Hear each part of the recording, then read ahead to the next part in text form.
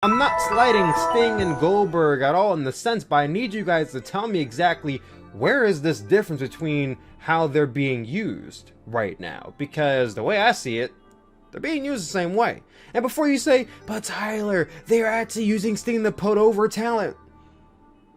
I'm sorry, has Sting had a match in AEW yet? Who exactly is he put over? In today's day and age, there's nothing that will divide a pro wrestling community faster than a conversation of part-timers' use in WWE, AEW, really any wrestling company for that matter. It seems like nowadays part-time is a dirty word. If you're not on the roster every single week, at least twice a week, you're disgusting, you don't belong in this business. I don't really agree with that stigma all the time. I do believe that to an extent part-timers do have some use in 2021 and in years past. However, I feel like I do have to draw the line at when you're using part-timers as a way to boost ratings rather than actually elevate other stars. Which is where I understand where a lot of the hate comes from the wrestling community.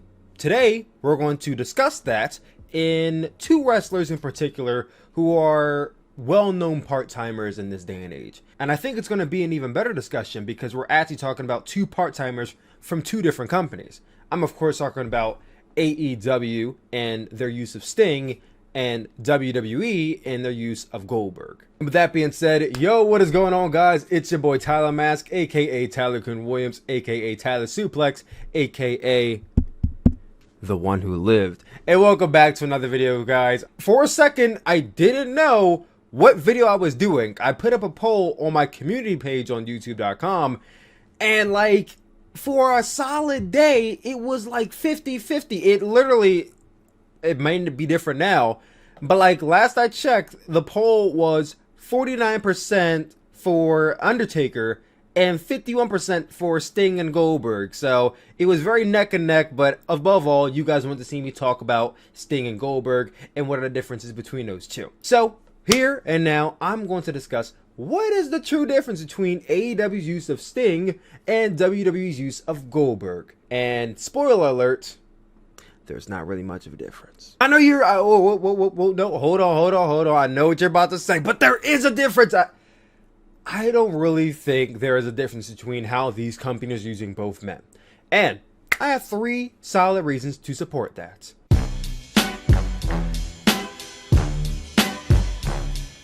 I know it sucks to hear this, but at 55 and 61 years old, you're not young anymore.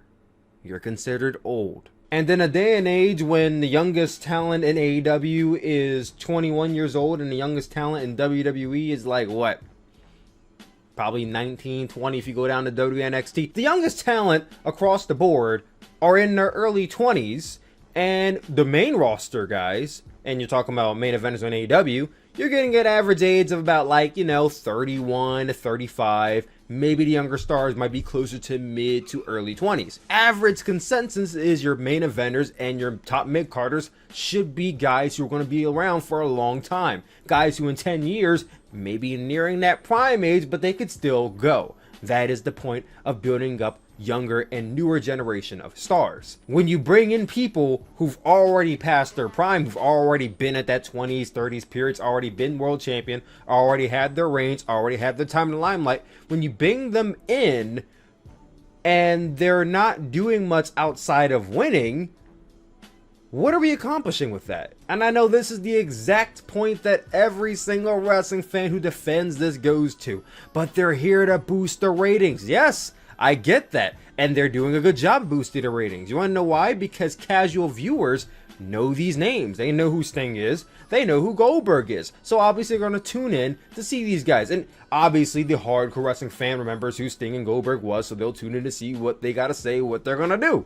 I understand the logic. I don't hate WWE or AEW for doing that. If I worked for either one of these companies and I had power, guess what? I would likely do the same thing. Not to the extent they do it, but I would definitely use any available name to get people to watch my show. Anything to boost the ratings and get more people to watch the show is considerably a good thing. But here's where I have a big issue with bringing the older generation back to boost the ratings. Because what it creates is the idea that your newer generation isn't getting the job done. And while this is a fact, it is only a fact because you created this dilemma. This is not more so on AEW because they're a newer company. They obviously have some time to make stars, whereas WWE's been around for way too long to have excuses for why they have no new stars made. Now, this is coming from the perspective of someone who's on the outside looking in. If you ask me, Tyler, who do you believe is a star on the WWE roster? I can give you a list of people that I believe are stars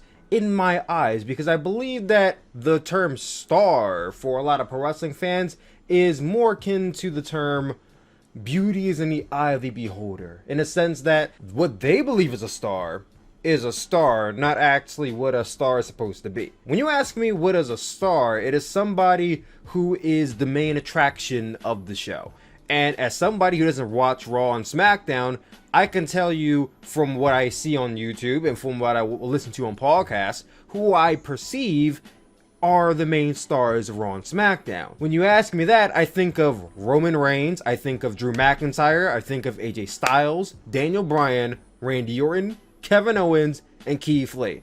That's literally it. Those are the only guys that are pushed and elevated to the extent that I feel like these guys are the main attractions. They're the top stars. I see them advertised all the time. I see them on the collector cups. I see them on the magazine covers. I see them on the covers of all the thumbnails. I see them getting the big interviews, see them getting the spotlights.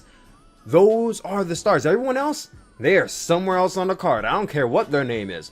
They're obviously not that important because they're not showcased enough. And then you hop over to AEW, and I know it sucks to say, as much as I love most of the guys on the AEW roster, the only people who really genuinely are pushed and feel like stars to me are Cody, Kenny Omega, the Young Bucks, and if you want to go outside the Elite, you have John Mox and Chris Jericho. Everybody else, as much as I love them, they fall in between somewhere, and it's a lot of the time because of booking. It has nothing to do with how I feel about them. It's the way they're propositioned. That's how they feel like a star. And then you end up having the part-timers that come in, and then they feel like even bigger stars. And that's where I get into my next point.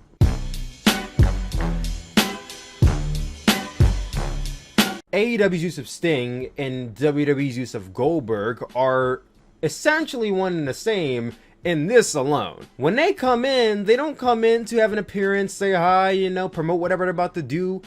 They're coming in for a sole purpose, and that is to have a match or advertise that they're going to be having a match very soon. And when you're advertising a Sting and a Goldberg, a former WCW champions and, former stars in their own right, in their own respective era, you're obviously not going to put them in the lower cards. You're going to put them in the main event scene with all the other important guys of the roster. Understandable. But these guys are in their 50s, and in Sting's case, he's 61. I'm not slighting Sting and Goldberg at all in the sense, but I need you guys to tell me exactly where is this difference between how they're being used right now. Because the way I see it, they're being used the same way. And before you say, but Tyler, they're actually using Sting to put over talent. I'm sorry, has Sting had a match in AEW yet? Who exactly has he put over? Yes, I know Sting has a match coming up at AEW Revolution with Darby Allin to go up against Ricky Starks and Brian Cage. But do you honestly believe for a second that they're going to bring in Sting to lose to Brian Cage and Ricky Starks? It's believable.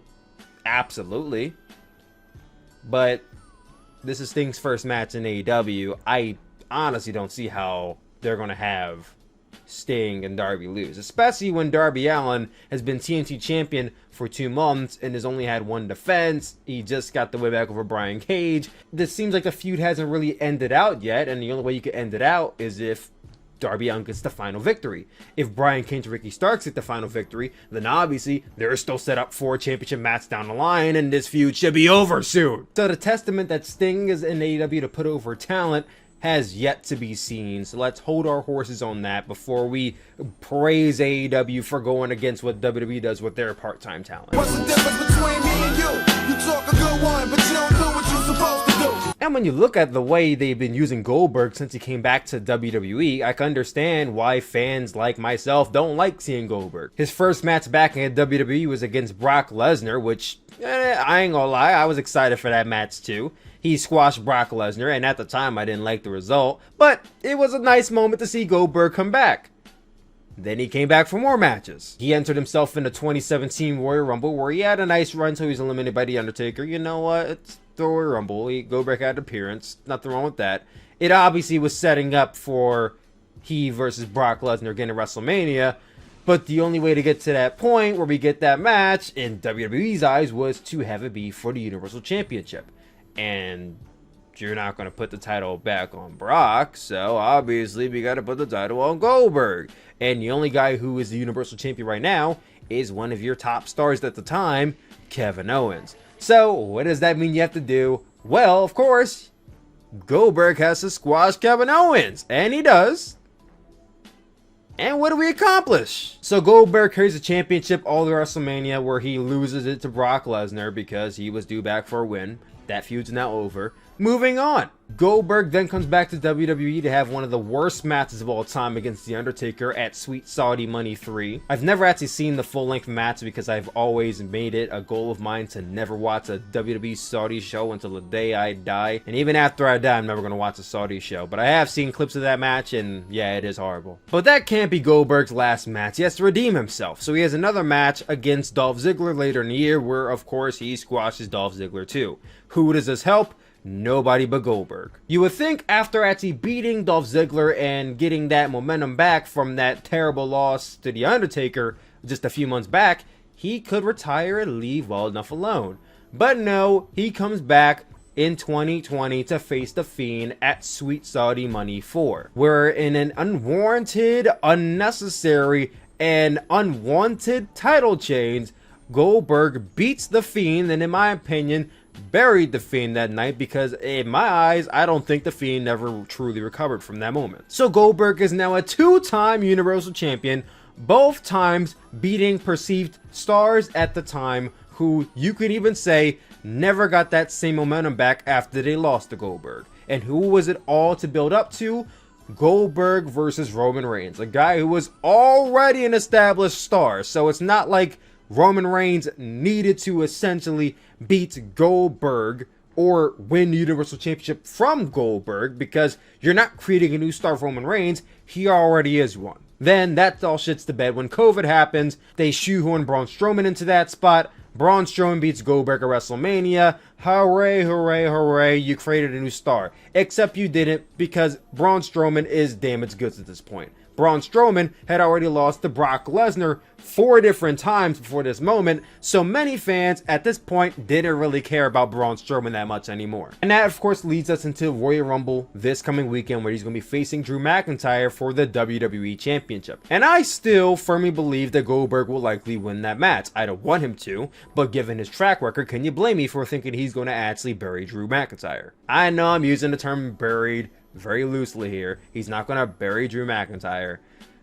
but he's going to bury any semblance of trust fans have with this goddamn company, if you still have trust with this company, because I don't. His use in WWE has not really been to elevate anybody outside of himself, and the guys he did put over only go for Brock Lesnar, The Undertaker, Roman Reigns, and Braun Strowman. The first 3 guys I named are already established stars. And Braun Strowman, you can say he was a star made that night, but what did they do after Braun Strowman won the championship exactly? Right, 3 months later, he lost it to Roman Reigns. So Goldberg hasn't actually helped anybody aside from himself and the ratings. But it's not helping your main roster, who's actually there every single week. If someone came in and beat Goldberg, and I'm talking about a current star who can be made, then that would do them well. If Drew McIntyre beats Goldberg at the Rumble, that's awesome, but Drew McIntyre, honestly, in my opinion, is already a star, so that's not really doing much. I'm not saying throw fucking Ricochet in there, have him beat Goldberg in 20 seconds, but it's not really doing all that much if it's somebody who already is propositioned as a serious contender for the championship, which is where I feel like a lot of the times when we get these Goldberg matches with guys like Drew McIntyre or like Braun Strowman or like Roman Reigns, it's just simply ineffective. And if you want to loosely talk about Sting's WWE run, I could go through this in like 10 seconds. He loses to Triple H, he gets into a tag match on Monday Night Raw where he taps out Seth Rollins, and then he gets hurt by Seth Rollins like literally a few weeks later. That's literally Sting's run in WWE, and now he's in AEW. So I summarize that all to say, is there really a difference between how these two companies are using these guys? I don't think there is. However, the dynamic can actually shift in AEW's favor if they don't go the route of WWE using Goldberg and only have Sting in the company to beat guys who are irrelevant and put over guys who are already established. If we go to Revolution and we see Sting pin Ricky Starks, which I feel like we might be heading towards, that's not helping Ricky or Team Taz at all. And then if Sting goes on to actually have a match with Darby Allin and he actually beats Darby Allin, that's not helping Darby Allin. If Sting goes on to have a match with Chris Jericho or Cody Rhodes, it doesn't matter who wins or loses. They're both stars. It's not helping anybody. In my opinion, I really don't think Sting has a place on the AEW roster. You could do this one match, fine and dandy, but after that, if Sting were to leave AEW for months upon end or even never show up again, I wouldn't be pissed about it. I know he's signed to the roster. He's going to be wrestling for, I don't know, fucking years to come in his 70s. Go ahead, you do you, make it back. I don't really care. But as long as he doesn't come in and start beating guys who can use the push and then losing to guys who don't necessarily need it, we'll see how AEW handles it. But that's all I have to say on this situation. I want to know what you guys think about these two and how they're used in respective companies. Is there a difference? Do you think you agree with my opinion? Do you think there's an opinion that I'm missing here? Comment down below. Let your boy know. That being said, I'm out of here. I love you guys as always. But before you go, don't forget, we still have our Royal Rumble pool running, which will be ending this coming Saturday. So still get in while you have time. Go to youtube.com/c/Tyler-kun/community. Go to the community tab. Go to the Royal Rumble thread. Comment down below Rumble if you haven't already, and enter yourself into the third pool for a chance to win 6 months paid to any wrestling subscription service or 2 free pro wrestling t-shirts complimentary of your boy. And that being said, I'm out of here, guys. I love you as always, and I will see you all later. Peace.